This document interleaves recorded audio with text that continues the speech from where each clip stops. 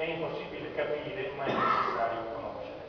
Io credo che questa frase possa effettivamente riassumere tutto quello che è inserito all'interno di questo libro, che come lo scrittore Renzo Mazzaro ama sottolineare, sono tutti fatti realmente accaduti e sono tutti fatti realmente documentati. E credo che sia l'occasione per tutti di poter conoscere e poter capire insieme a Renzo e insieme a Gesù. Grazie.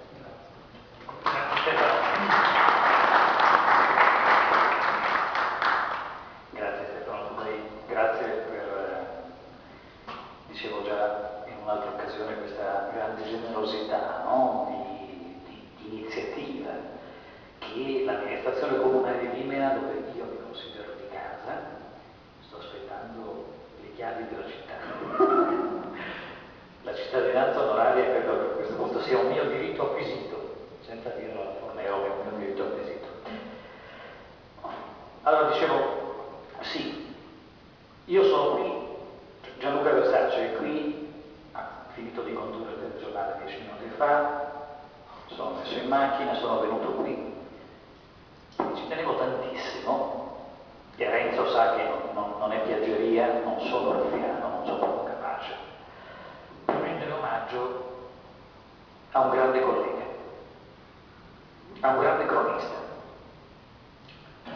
Lo invidio e il modo in cui fa questo mestiere, che è esattamente come dicevi tu, citando Primo Levi. Il Primo Levi di Se non ora quando, il Primo Levi che ci diceva tutto quello che è accaduto va ricordato perché se no torna a accadere, nella nostra smemoratezza, no? Nell'illuminamento totale del passato, della realtà. Il punto è quello che dicevi tu, Stefano Tubei.